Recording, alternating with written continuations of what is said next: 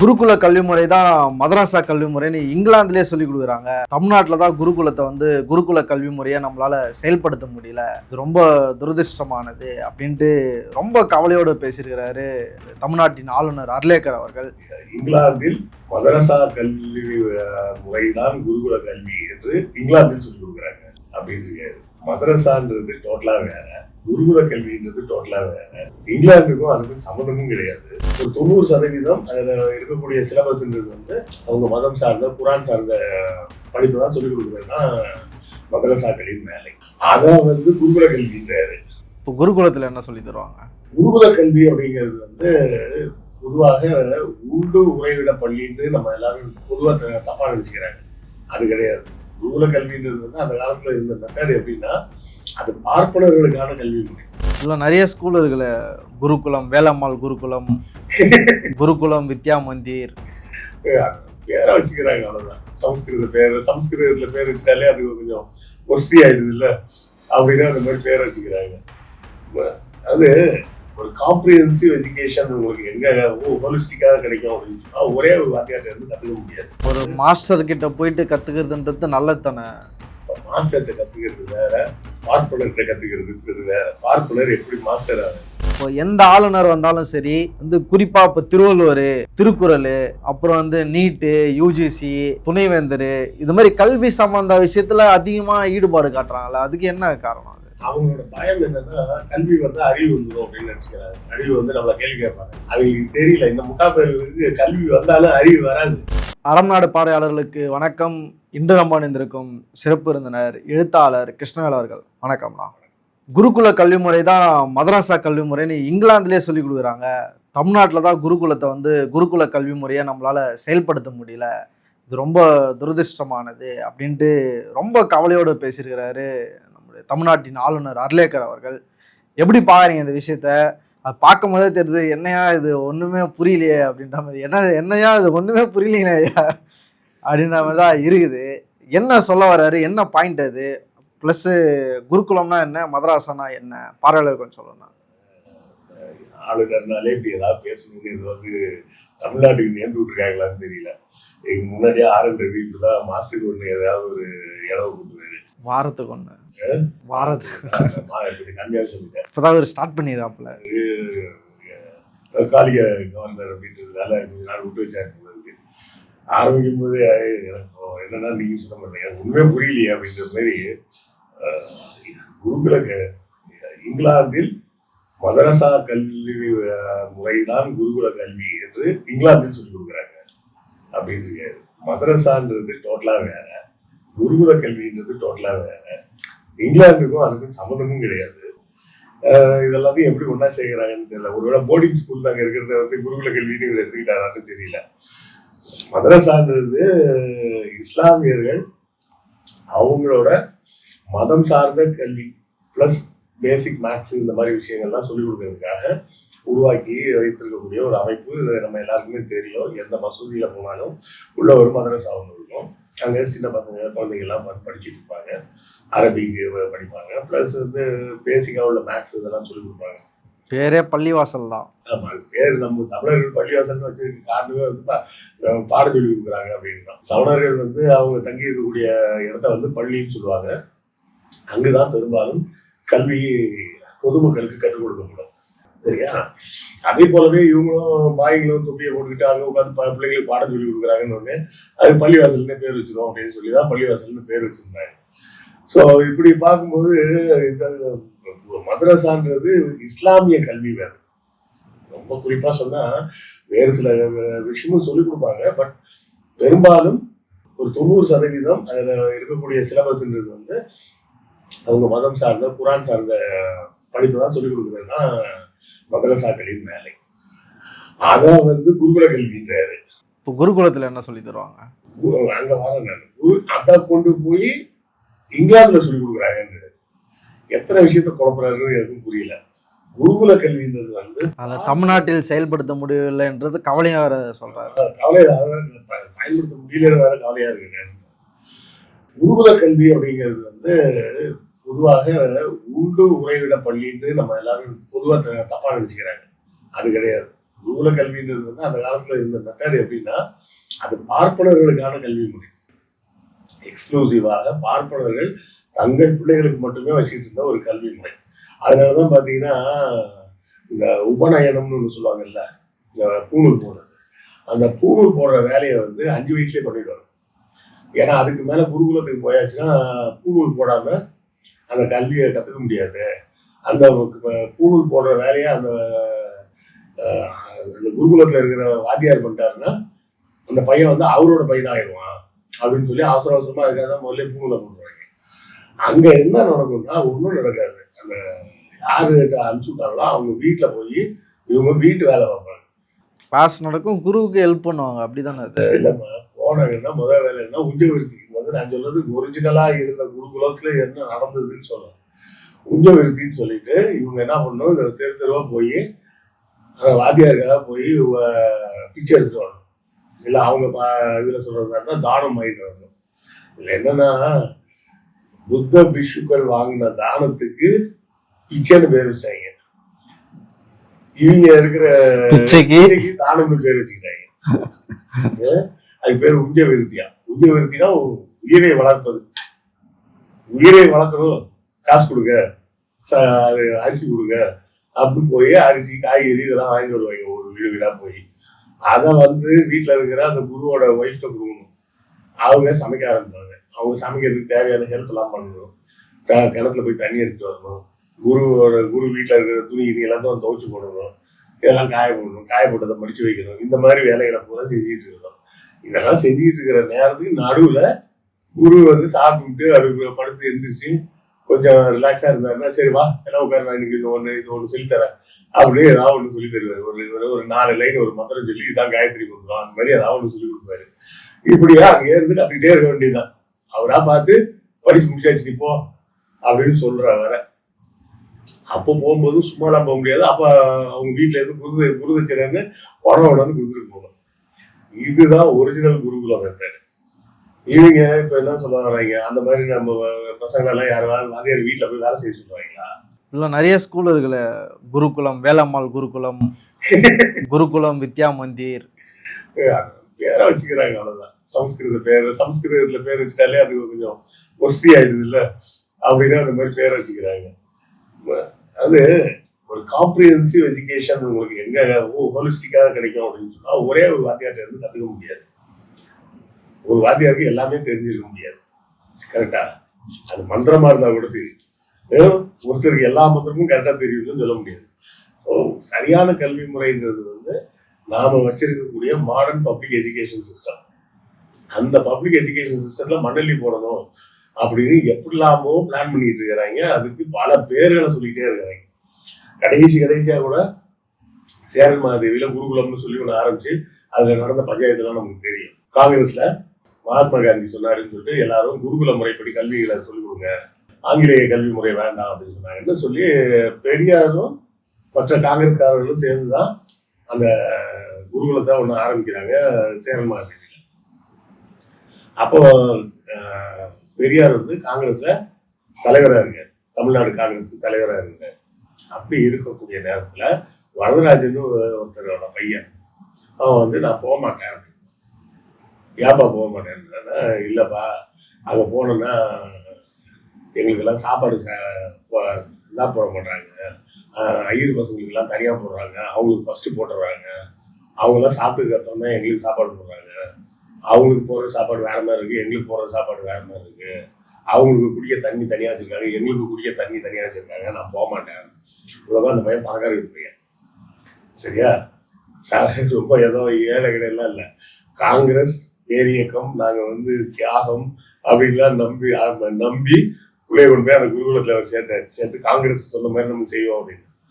அப்பதான் அவர் வந்து என்ன பண்றாரு, பையனை கூட்டிட்டு நேரா பெரியாரை பார்க்கறாரு. அப்பெல்லாம் அவருக்கு பேர் பெரியார் கிடையாது. அப்ப அவருக்கு பேர் வெறும் ஈவே ராமசாமி தான்.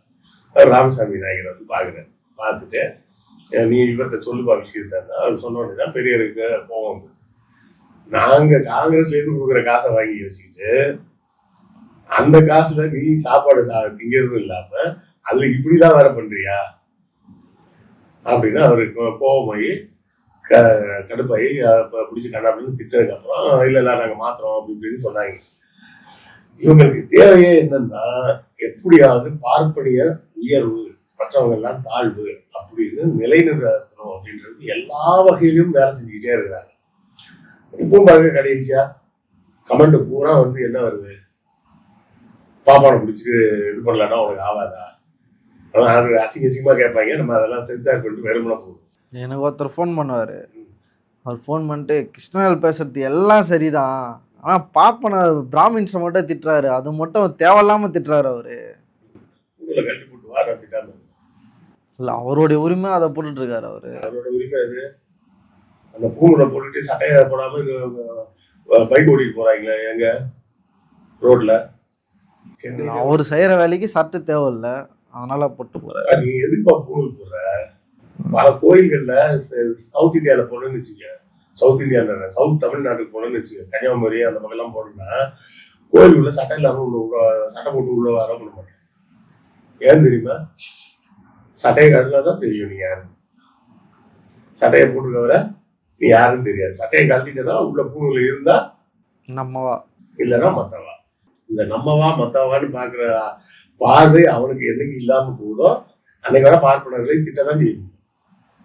இதுக்கு நான் தான் விளக்கம் சொல்ல வேணாம்ப்பா. பெரியாரே அந்த காலத்துல சொல்லிட்டாரு, என் வீடு என் சௌரியம், என் வீட்டு வாசல்ல இது பத்தினி வாழும் வீடுன்னு நான் எழுதி வச்சுப்பேன்னு ஒருத்தன் எழுதி போட்டா நீ சும்மா இருப்பியா அப்படின்னு பெரியார் அன்னைக்கே கேட்டாரு. அதாவது இது பத்தினி வாழும் வீடுன்னு அர்த்தம்னா மற்ற வீடு பூரா வீடுன்னு அர்த்தம். அந்த சாப்பாடு பிரச்சனை என்ன ஆச்சு? அதுக்கப்புறம் பெரிய பிரச்சனையாகி கடைசியில அது குருகுலத்தை எடுத்து மூட்டாங்க. அவ்வளவுதான் நடந்தது. இது வந்து இந்த குருகுலம் என்ன கான்செப்டுங்க, இந்து மதம் சார்ந்து இல்ல பார்ப்பனியம் இல்ல, ஒரு மாஸ்டர் கிட்ட போயிட்டு கத்துக்கிறதுன்றது நல்லது தானே. மாஸ்டர்கிட்ட கத்துக்கிறது வேற, பார்ப்பனர்கிட்ட கத்துக்கிறது வேற. பார்ப்பனர் எப்படி மாஸ்டர் ஆகுது, அவங்க எது வரை கெடுத்து வச்சிருக்காங்க தெரியுமா? கூகுள் டிரான்ஸ்லேட் வரை கெடுத்து வச்சிருக்காங்க. நீ விளையாட்டுக்கு சொல்ல, நீ கூகுள் டிரான்ஸ்லேட்ல போய் பிராமணர் அப்படின்னு தமிழ்ல டைப் அடிச்சு எல்லாம் பார்ப்பனர் அப்படின்னு தமிழ்ல டைப் அடிச்சு இங்கிலீஷ்ல டிரான்ஸ்லேட் பண்ண சொல்லு. அது என்ன தெரியுமா டிரான்ஸ்லேஷன் கொடுக்குது? விஷனரின்னு கொடுக்குது. விஷனரியா பார்ப்பனர்னா அதுக்கு ஆங்கிலத்துல என்ன அர்த்தமா? விஷனரின்னு கூகுள எடுத்து வச்சிருக்காங்க. ஏஐல நம்ம சொன்னோம்னா இல்ல அப்படி சொல்லக்கூடாது, அப்படி சொன்னா அது ரேசிசம்ல வரும் அப்படின்னு ஏஐ சொல்லுது. என் மூதேவி ஏஐ அது பேரு ரேசிசம் இல்ல, அடக்குமுறைக்கு எதிரானது. இல்ல நீங்க சொல்றது கரெக்ட் தான், ஆனா அதுக்காக ஒரு குறிப்பிட்ட காஸ்ட் எல்லாம் அப்படி எப்படி நம்ம டிஸ்கிரிமினேட் பண்ண முடியும் அப்படின்னு ஏஐ கேக்குது. அவன் ஏஐ வேற எடுத்து வச்சிருக்கான். நீங்க ஒண்ணும் இல்லைன்னா யூதர்களை பத்தியோ பார்ப்பனர்களை பத்தியோ நீ ஏஐட்ட போய் தப்பா டிஸ்கஸ் பண்ண, அது ஒத்துக்காது. விளையாட்டுக்கு சொல்ல, சீரியஸா சொல்ல, அது ஒத்துக்காது. ஜெமினியாவது கொஞ்சத்துக்கு கொஞ்சம் ஒத்துக்கும், சாட்ஜிபிடி சுத்தமா ஒத்துக்காது. அந்த அளவுக்கு அவங்க இவ்வளோ டெக்னாலஜி வளர்ந்த காலத்திலயும் டெக்னாலஜியை கரெக்ட் பண்ணி வச்சிருக்கான். நீ வந்து என்கிட்ட வந்து நீங்க ஏன் பார்ப்பனர்களை திட்டுறீங்க அப்படின்னு வந்து அவர் வருத்தப்படுறாரு. இந்திய சமூகத்துக்கும் ஒரே சாஃப்ட்வேர் தான், அதுவும் ஏஐக்கும் ஒரே சாஃப்ட்வேர் தான். ஏஐ வந்து பார்ப்பனர்களுக்கு எதிராக டிஸ்கஸ் பண்ண மாட்டேன்னு சொல்லுது. இதை பத்தி என்ன நினைக்கிறேன்? இது வந்து அவங்களுடைய கல்ச்சர்ல வருது, அது வருது, இது வருது.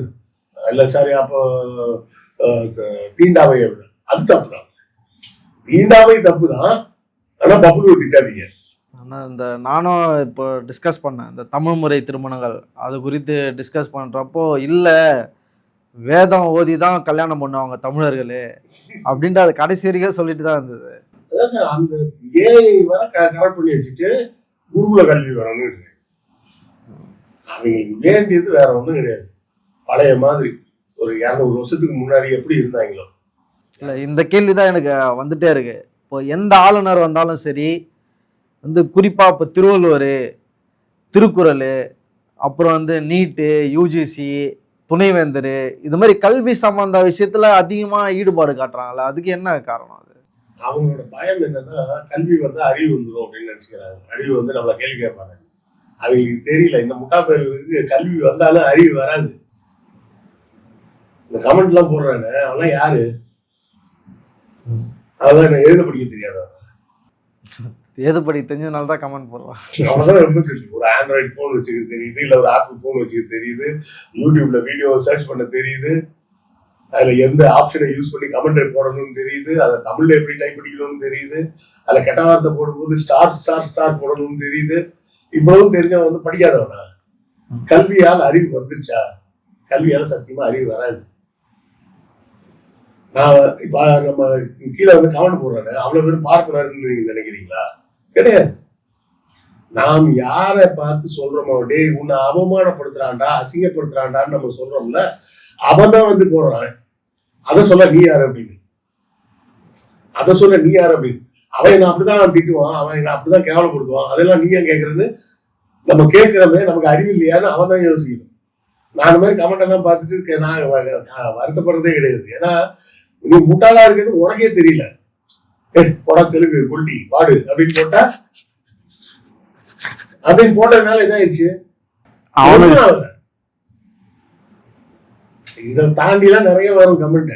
ஆனா அவங்களுக்கு புரியாத விஷயம் என்னன்னா, அவன் பேசுறது, நம்ம கிருஷ்ணவேல் பேசுறது நம்மளை அவமானப்படுத்துறான் ஒருத்தன், அது என்னன்னு கவனிட்டான்னு சொல்றான் அப்படின்றதே அவனுக்கு புரியல. அதுதான் பிரச்சனை. அது அவனுக்கு புரிஞ்சா இதை பத்தி எல்லாம் பேச மாட்டான். இது வந்து அடுத்தால சொல்றாங்க, உங்களுக்கு என்ன தெரியும், அந்த காலத்துல குருகுல கல்வியில தான் நாங்க வந்து புஷ்பக விமானம் எல்லாம் கண்டுபிடிச்சோம், எங்க சித்தர் எல்லாம் யார் தெரியுமா, எல்லாத்தையும் போட்டு குழப்பாங்க. சித்தர் யார் தெரியுமாம்பாங்க, அப்புறம் ஜீசஸே ஒரு சித்தருமாங்க. இதுல ஒரு பெரிய காமெடி என்னன்னா, ஜீசஸ் வந்து செத்ததுக்கு அப்புறம் சிலுவையில் அரைஞ்சதுக்கு அப்புறம் உயிர் தெழுந்து காஷ்மீர் பண்ணிட்டாரு, காஷ்மீர்ல செட்டில் ஆயிட்டாரு. சிம்லால அங்க ஒரு கோயில் இருக்கு, அந்த கோயில் தான் அவர் இருந்த சமாதிட்டாங்க. அப்புறம் நான் சொன்னேன், இது யாரா சொன்னது, ரஷ்யால ஒருத்தர் ஆய்வு செஞ்சு சொல்லியிருக்காரு, அவர் பேரு நிக்கோலஸ் தானே அப்படின்னு. பார்த்தீங்களா, உங்களுக்கே தெரியுது. அட வெண்ண, அந்த நிக்கோலஸ் வேற ஒரு பத்திரிகைக்காரன் போய், டைம்ஸ் ஆஃப் நியூயார்க்காரன் போய் தலாய் லாமாட்ட போய் கேட்டான், இந்த மாதிரி ரஷ்யால இருந்து ஒருத்தர் வந்து உங்கள்கிட்ட விசாரிச்சுட்டு நீங்க கொடுத்த தகவல்லாம் வச்சுதான் புக்கு எழுதுறேன்னு சொல்லியிருக்காரு, என்ன சொல்றீங்க? ரஷ்யால இருந்துலாம் யாருக்கு வரலன்னு தலாய் லாமா சொல்லிட்டாரு. இதை டைம்ஸ் ஆஃப் நியூயார்க்ல போட்டாங்க. போட்டுட்டு அவனை போய் பேட்டி கேட்டாங்க. இல்லைங்க, நான் சும்மா ஒரு தியரி மாதிரி எழுதுறேங்க, அதெல்லாம் சும்மாங்க, அப்படிலாம் நான் ஒரு ரிசர்ச் பண்ணலன்னா அவனே சொல்லிட்டான். யாரு? புஸ்தகம் எழுதுனவனே சொல்லிட்டான், நான் சும்மா தான் எழுதுனேன்னு அவன் சொல்லிட்டான். இவங்க என்ன சொல்லியிருக்காங்க, இல்ல இல்ல அவனுக்கு தெரியாது, ரஷ்யால ஒரு ஆய்வாளர் ஜீசஸ் வந்து அந்த இன்னைக்கு அந்த புஸ்தகம் வந்து புக் ஃபேர்ல வருஷம் வருஷம் விற்குது. அந்த புக் எழுதுனவன் அந்த புக்ல இருக்கிறதெல்லாம் போய் நான் போய் சொன்னேன்னு அவன் சொல்லி 50 வருஷம் ஆச்சு. இன்னும் அந்த புக்கை வித்துக்கிட்டு இருக்காங்க. உண்மையை சொன்னா வாங்க மாட்டேன்றானுங்க. வேற யாராவது சொல்லியிருந்தா பரவாயில்லன்னா, புக்கோட ஆத்தரே சொல்லிட்டாரு நான் போய் நான் சொன்னது அப்படின்னு. அது மாதிரி இவங்க எல்லாம் திருந்தவே மாட்டாங்க, இவங்களுக்கு அறிவு வராது. ஏன்னா இவங்க மண்டை வந்து அப்படி கண்டிஷன் செய்யப்பட்டிருக்கு. யாரால கண்டிஷன் செய்யப்பட்டிருக்கு? பார்ப்பன ஊடகங்களால் கண்டிஷன் செய்யப்பட்டிருக்கு. புரியுதுங்களா? பார்ப்பன ஊடகங்கள் திமுகவை திட்டம். அப்போ பத்திரிகை படிச்சவனா இருந்தா திமுகவை திட்டினா தான் நம்ம படிச்சவன், திமுகவை திட்டினா பெரியாரையும் சேர்த்து திட்டணும், அப்பதான் நம்ம அறிவாளி அப்படின்னு இவங்களா நினைச்சுக்கிட்டு இருக்கிறாங்க. இவங்களுக்கு அறிவுன்றதை பத்தி எதுவுமே தெரியாது. இந்த குரூப் அவர் கவர்னருக்கு தெரியாதா குருகுல கல்வி நல்லதா இல்லையானா தெரியாமையா அவரை கொண்டாந்து கவர்னரா வச்சிருக்காங்க அப்படின்னு இதுக்கும் கமெண்ட் வருவாங்க. மொத்தத்தில் கல்வி ஒருவனுக்கு அறிவெல்லாம் கொடுக்காது. அதுதான் கமெண்ட் போடுவாங்க. அதுதானே நாங்களும் சொல்றோம், உங்க கல்வி வந்து அறிவை கொடுக்காதுன்னு சொல்றோம் அப்படிமா. மொத்தத்தில் இவர்கள் கண்ணை மூடிக்கொண்டு உலகம் இருட்டா இருக்கு. ஏன் இருட்டா இருக்குன்னா பெரியார் கருப்பு சட்டை போட சொன்னாரு, அதனாலதான் இருட்டா இருக்கு அப்படின்னு இன்னும் பேசிட்டு தான் இருப்பாங்க. ஆலயத்திற்கு வந்து பல்லவத்தில் நிற்கிறோம். நன்றிண்ணா.